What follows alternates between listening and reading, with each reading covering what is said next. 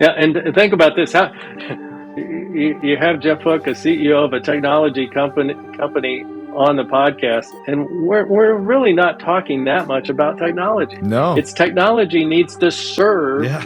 what people are trying to accomplish in the physical world. Yeah, when I'm coaching other churches, that's the first question they ask is, what platform should I be on? What kind of infrastructure should I have? And I'm like, that is the last question. Welcome to the Chesley Lunday Experience. The purpose of this podcast is to help your church innovate in an age of disruption. But to do that, you can't continue to do what you've always done. No, you need new ideas and creative approaches to rethink and redesign the methods of the past.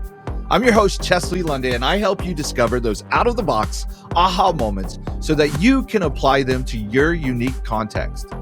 We're concluding our conversation with Jeff Hook, and in this episode, we begin to get into the nuts and bolts of what it looks like to go from creating an audience to creating a community.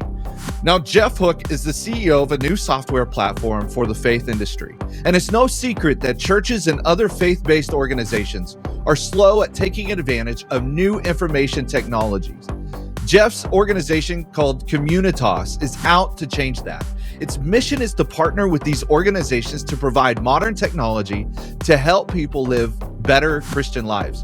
Now, prior to Communitas, Jeff spent the past 16 years helping churches improve congregational engagement through better systems to achieve better outcomes. As an executive in major software organizations, he was the COO of ParishSOFT, who had half of the Catholic market. And before that, Jeff founded Fellowship Technologies with a product called Fellowship One, serving over 3,000 churches in 15 countries and 54 of the top 100 largest churches in America. I am excited to conclude this conversation with Jeff as we begin to dig in to building a community rather than building an audience. Let's go. So what you're talking about really has to shift the paradigm from building a crowd to building a community, which is what I talk about often. Correct, or the way I say, the way I say, let's stop building audiences, and let's build community. Yeah, and an audience isn't going to naturally be a community. True, but most people are deceived into thinking that is going to be the case. If you'll listen to me for long enough and I'm loud enough, then you will learn what I'm trying to teach you, which is not actually true. Yeah, and think about this: how you have Jeff Hook, a CEO of a technology company, on the podcast, and we're really not talking that much about technology. No, it's technology needs to serve what people are trying to accomplish in the physical world. Yeah, when I'm coaching other churches, that's the first question they ask is, what platform should I be on? What kind of infrastructure should I have? And I'm like, that is the last question. We don't know yet. I need to know who you're after. Like, are you a specialty or are you building a community? What kind of person are you doing? I need to know, what is your process? I would love to start talking process with you here in a second, because I think this is important. Sure. But then after that is like, do you have a community design? Like, do you have a pathway that somebody can decide to walk themselves, or do they have to come ask you for that every time they're wanting to do something more? If that's the case, you're in a centralized paradigm, and you're going to have to change, because most people don't even ask anymore. They either decide to go and walk your path, or they decide to leave. And so what sort of process should a church think through as they're looking to shift from audience building to community building? This is a great point as far as process. Let me step back, have us all step back and talk about process in general. There are, one of the beautiful things about church technology is all the vendors know each other. And, I have some very dear friends who work for competitors from the fellowship days, right? And if you unplug product X and plug in product Y, but you don't change any of your processes, I don't care how much better product Y is, you're going to get the same results, right? And you're going to measure the same things. So you have to think about, well, wait a second, let's talk about process at this, maybe even before we think about changing systems. Yes. Right. So processes in the digital world and physical world is, where are people coming from? Do we know how to measure where somebody learned about XYZ church? Yeah. Was it from a friend? Was it word of mouth? Back in the Fellowship One days, we used to have an ad that said 70% of your new visitors, your guests, were from a personal invitation. Mm-hmm. Wonder how that has changed over time. Yeah. Versus, because, you know, I've had friends say, hey, I want to come to church with you. That's a reverse invitation in a way, right? Mm-hmm. They look at us and they go, oh, your marriage is good. And, you know, would you take us to church sometime? That's remarkable if you think about it, but it's probably rare. But how many people are inviting their friends? Or how many people learned about the church from the website? You know, one of the things I say about church websites is you go, I'm new here. Yeah. And it's a bunch of text. Mm-hmm. No. How often do you read text off your phone? It's available. I don't. But we're always watching video. Mm-hmm. And so why aren't the churches introducing about who they are more with video? Mm-hmm. And that doesn't mean that I'm going to take a video of everything going on in the church. It might be a video of the pastor talking about the church, of everything that would have been in writing, Mm-hmm. and then the children's pastor, and then maybe even some congregants. Mm-hmm. Yeah. Of this is why I come here. It's true. Yeah, I love to write, but I know most people don't read anymore. They watch or they listen. Right. Mm-hmm. Yeah. So from a process standpoint, it's to understand why people are there in the first place. Why people are at the church is one thing, but why are they at your website? Mm-hmm. Right. And so actually capturing that information. And then if they show up at church, did they see a connection of their need with what you provide? Right. Mm-hmm. And so why do people leave? So a great process. And, you know, I'm not going to start this business, but for somebody in the church business to say, hey, we do exit interviews, right? We hire us to do your exit interviews. I love Greg Atkinson, a friend of mine. He'll do the secret shopper kind of thing. But what about the secret interviewer going, tell us why you really left? Yeah. Right. And then, you know, things like that are very important. And then we look at why somebody started to give. Why did somebody stop giving? Yeah. Are these readily available? Well, you can design processes around that stuff. Yeah, it's true. Right? Motivations. What impact? You can ask motivations on giving without being offensive. You can say, what kind of impact do you want for this gift? That changes the game. Right? And so you start to understand your congregant a whole lot better than you do today. Yeah, I think so many churches have had a hard time with the giving piece, especially post-COVID as well. And what you're saying is, if you understand how data works and you understand decentralized platforms and you understand the fact that the paradigm has shifted from crowd building to community building, you can even begin to change the financial trajectory of your church. That's huge. So inside the church, why don't they think that way? Because they're coming from passing the offering bucket or the basket, right? They're coming from that mentality. So how do we put that online, right? Fellowship One was one of the first online giving platforms that was integrated. And why did it come about? I think if you ask Terry Storch, at least what I heard was, you know, there were 4,000 people in the auditorium, and that takes a lot of time to pass the bucket. So how can we get them on, how can we get that to be within one song? I remember I was going to fellowship at the time, and how many times would they sing that chorus? A lot.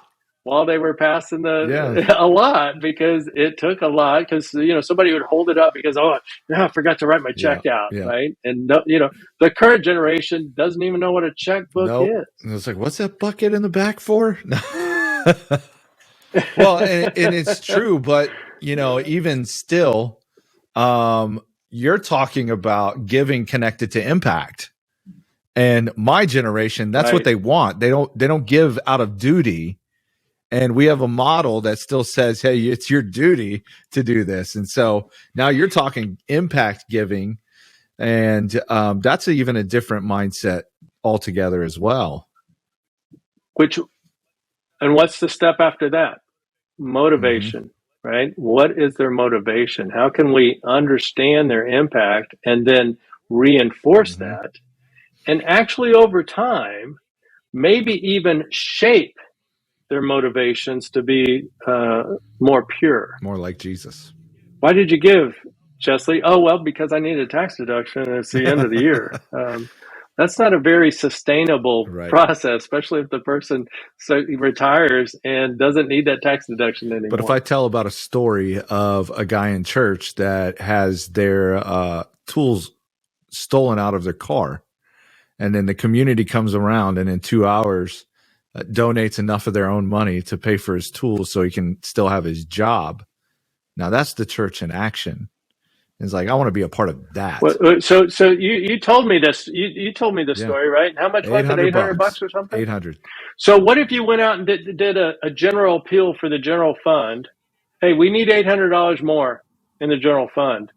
Wonder how long it would have taken to get that $800. Yeah, forever. Well, not forever, but let's say 2 weeks, and because hey, I don't know what impact I'm going to have for this. But when people see a need and they can associate themselves with that need, then they're going to give. And so, a lot of nonprofits need to understand that in a way so that they can start taking $5, $10, because Obama got elected with an average gift of, I believe, under $10, and he raised millions of dollars. But he was a storyteller, he was an orator, and he just asked, hey, just can you spare a dime? Those dimes add up. Carrie Melissa Jones, which was on my podcast earlier, helped in building the community around that caused that to happen. So it is the community on mission together that creates impact. And we're telling somebody that they can be a part of that bigger story.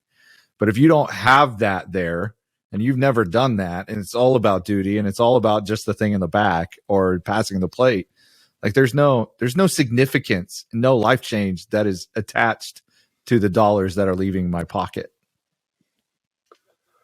Yeah, so let's say you gave this guy $10 of the $800. Well, that wouldn't have been that might have been a half a screwdriver.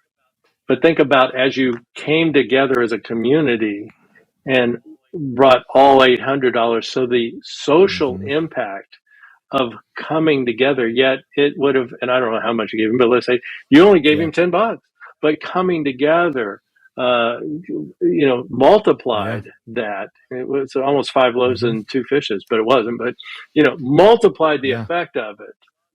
Beyond what you could individually do. There was a corporate feeling, and there was kids that were in college that had no money, and they were given like $5 or $10, but that was like 10% of the actual 10% of their monthly income, was that they were getting being a college student. They gave to it.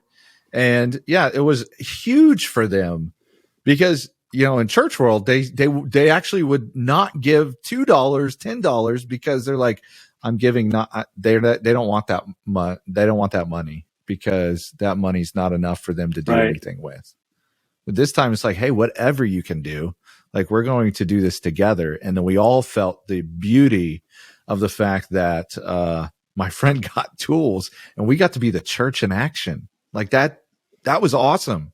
Yes. And we missed that. We missed that ability to do that in our everyday church world, I think.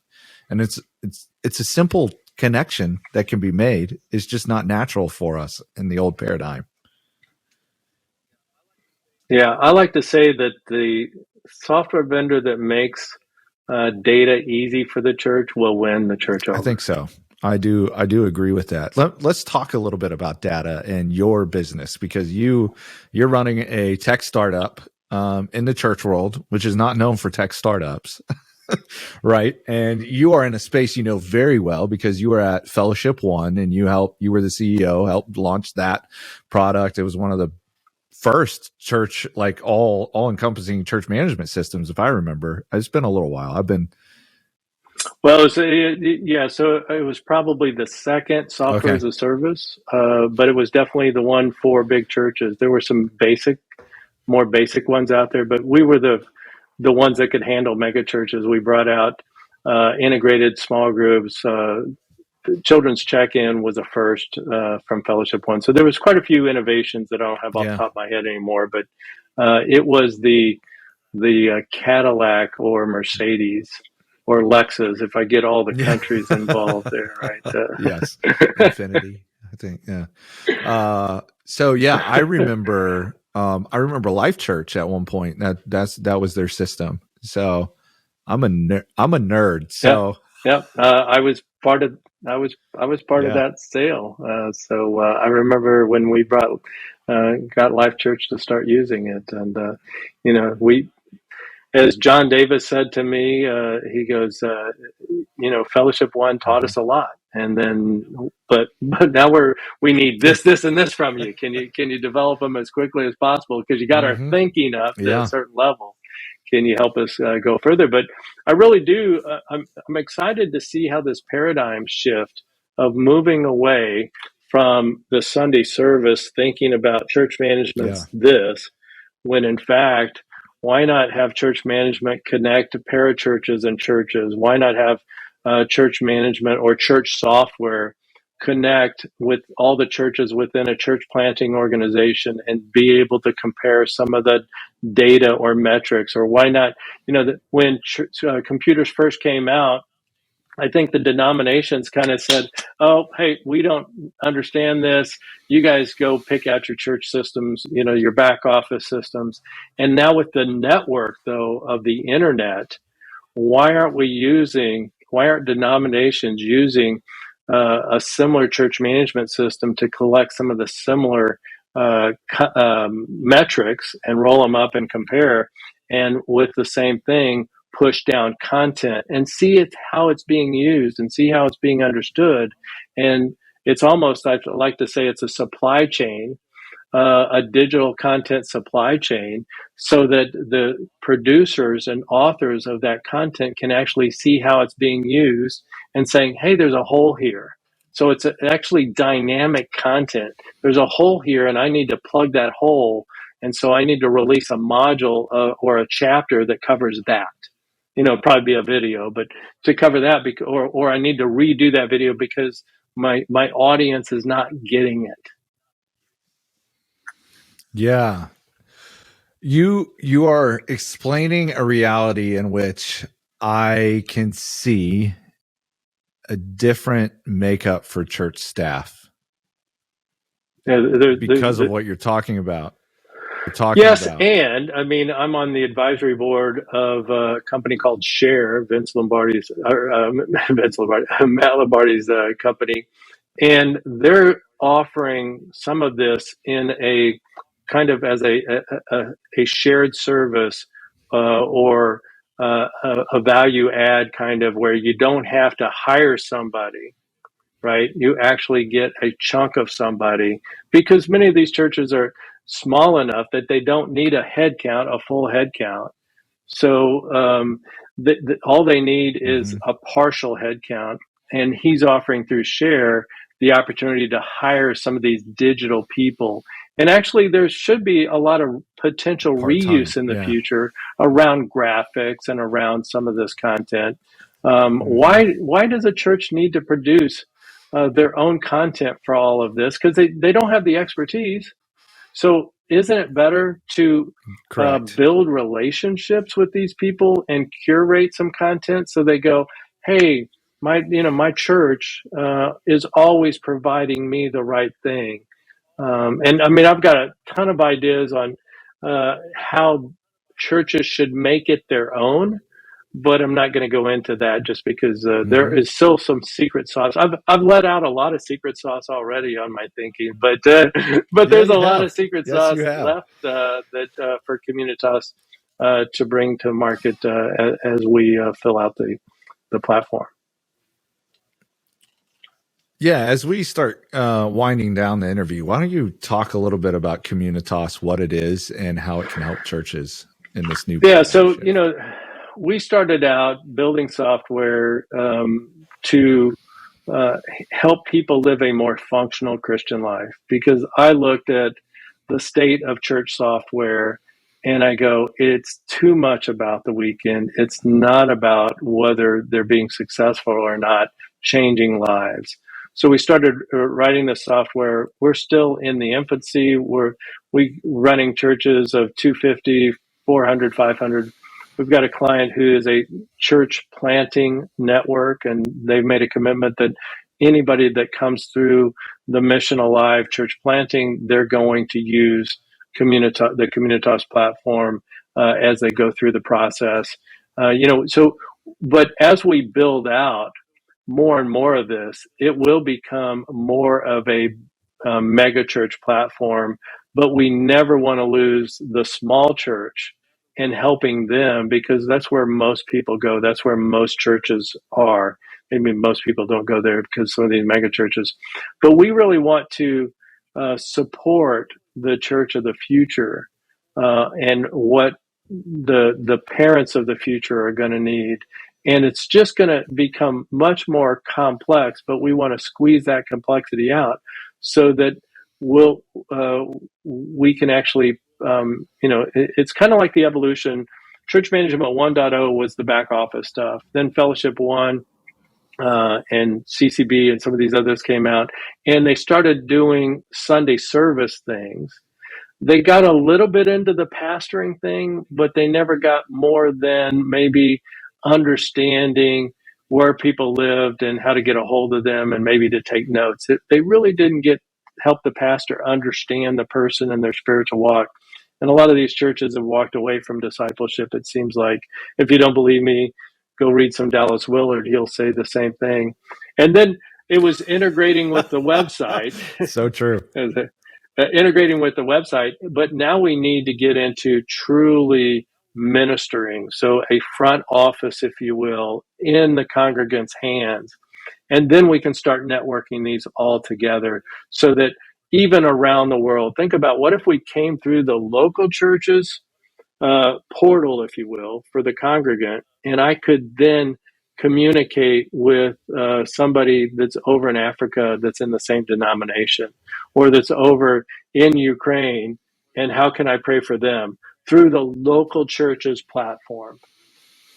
So, just like Share is becoming a managed service provider, I think over time we'll become a managed service provider and provide some data scientists, if you will, for the local church and be able to say, through a monthly call or a monthly session of, hey, do you realize that 18% of your congregation are single women, yet your content library has nothing for single women, right?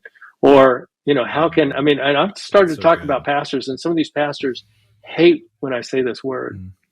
But what if we, at the local church, would offer a set of courses, or a 4-week course that helped them deconstruct their faith and reconstruct their faith before they got out into the real world and had it done for them? Right? This is, my Catholic friends talk about, this is called making the faith your own.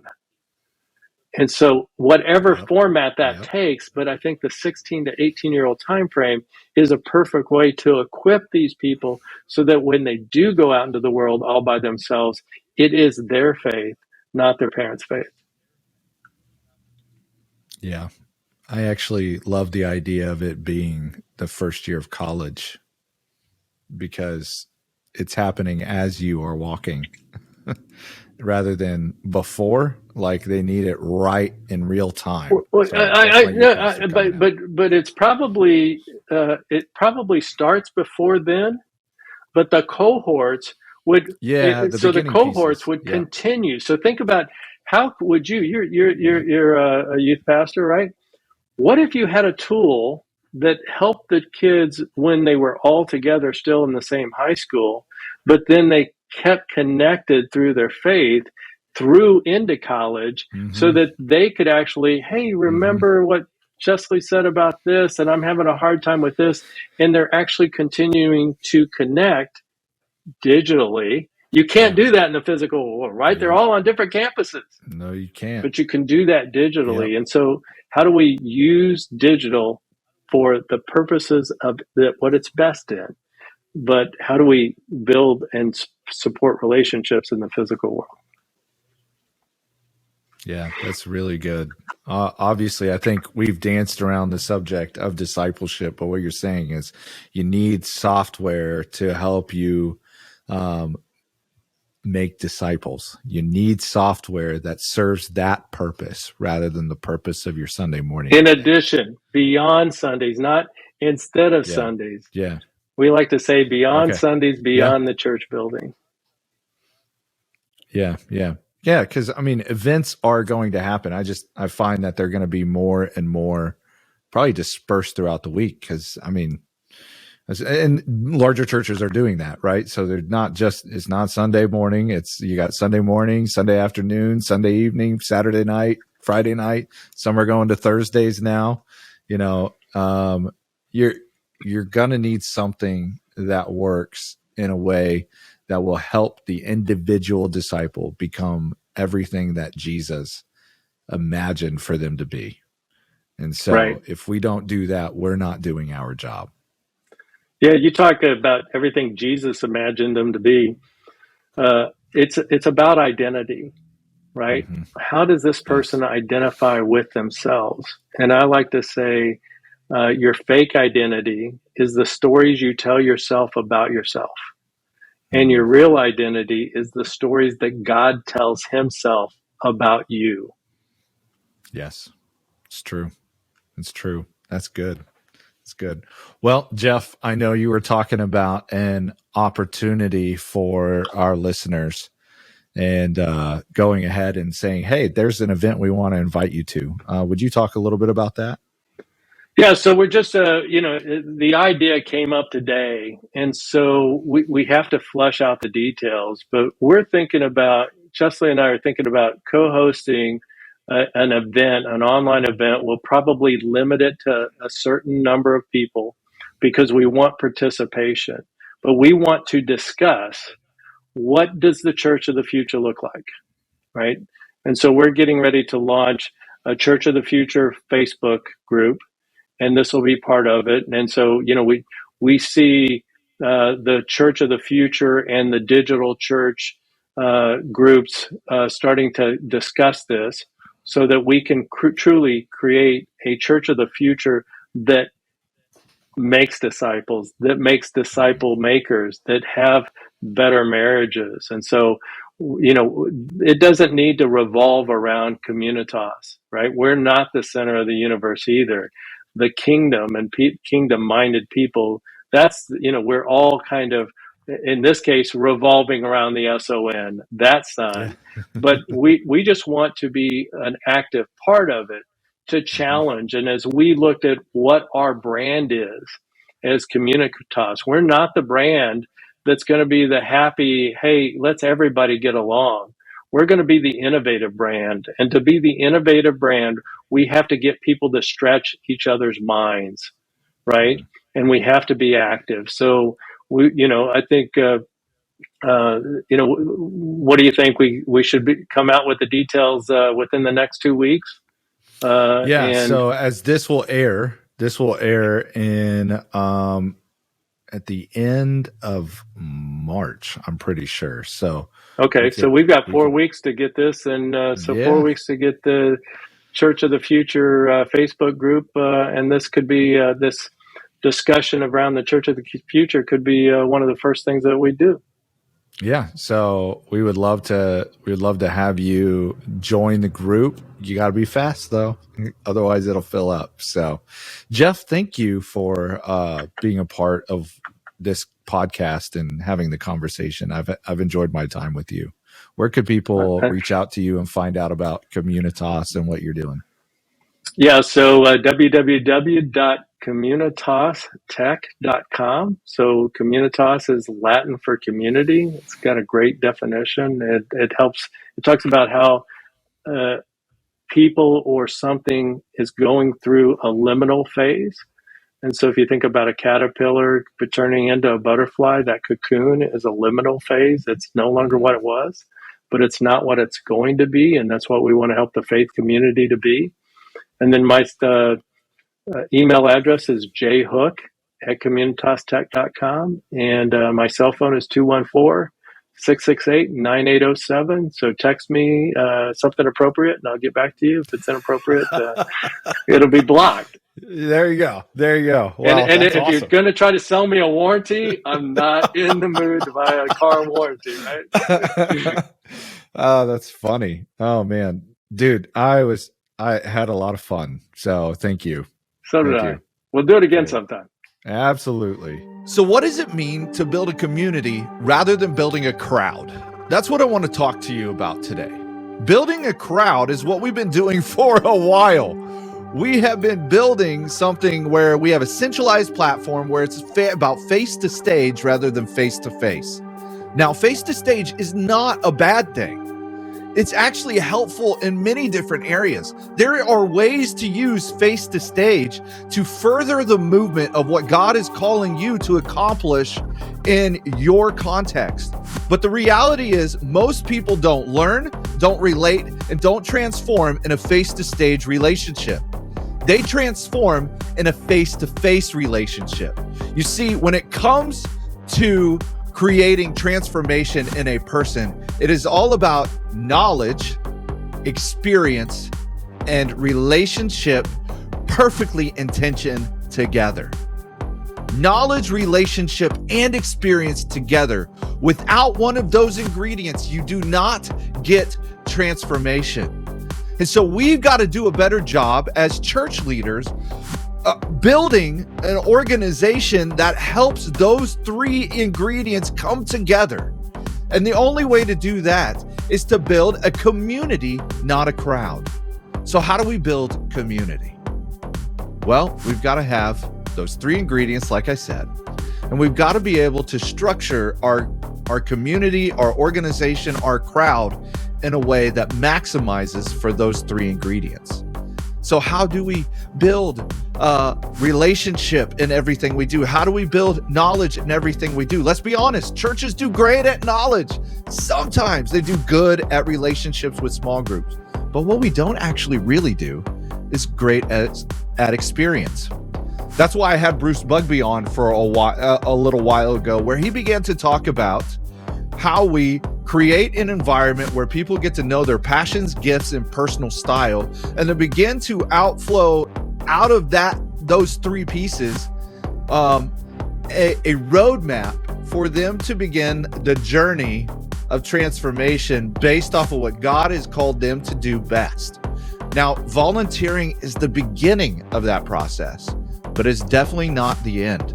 And our goal as church leaders should not be to fill a position in a machine that needs to be filled, obviously, but we need to use that as a laboratory, as an experiment to begin to see where God is calling them and be able to use it as a launch pad into their masterpiece mission.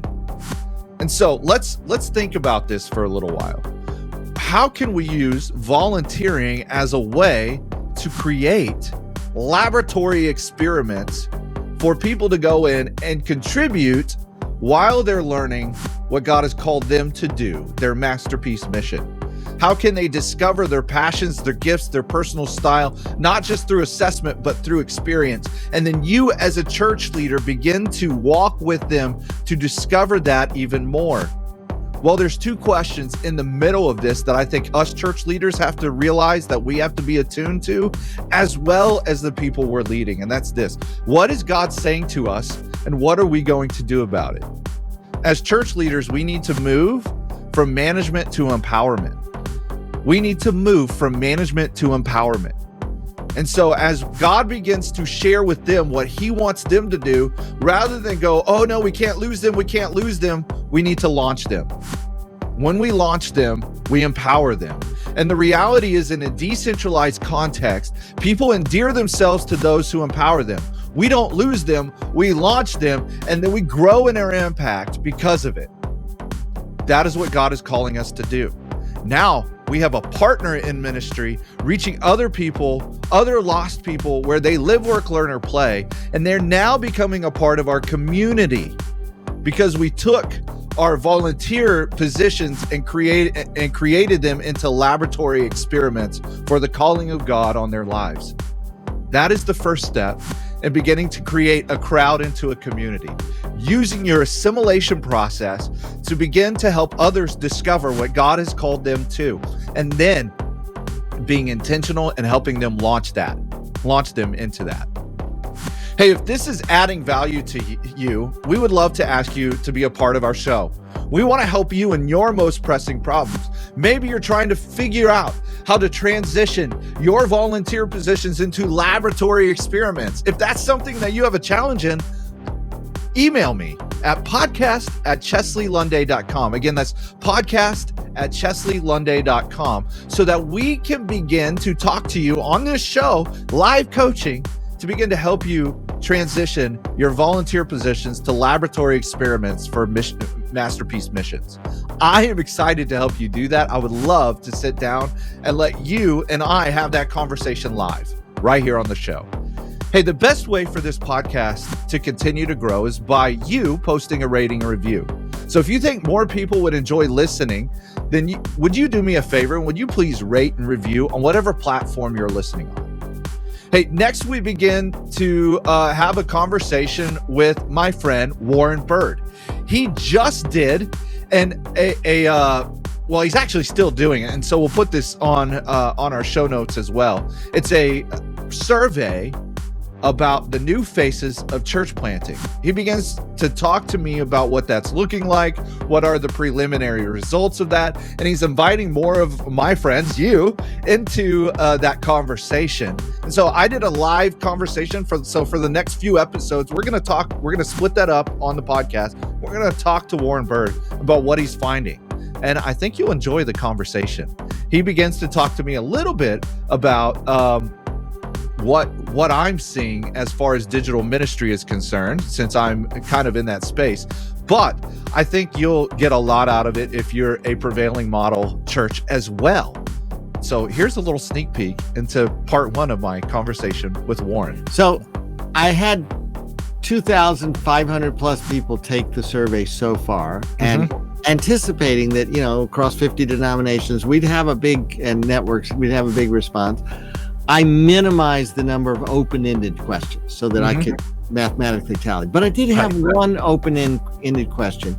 And it was after I talked about different strategies of in-person, online, combination of in-person, online, leaders-only meeting. I then say, does the model of your church, is it different from anything described above? And if so, would you please explain? And out of 2,500 responses, 154 so far have said, yep, my model is different. Now, I haven't unpacked it yet to know whether, you could have fit in, one of these other categories, or whether, like you've just been describing, there are others who say, no, we're not quite like that. Those categories don't work for us, as they're trying to move to a more decentralized model. You can beat digital disorientation, but it takes imagination to innovate. You have the spark of divine creativity your organization needs. I know it isn't cool to feel disrupted, but I believe God has the answer to move you from disrupted to disruptive. You just got to rely on the Holy Spirit and listen and obey. All you have to do is move out in faith and try something new. Thank you for listening to this episode of the Chesley Lunder Experience.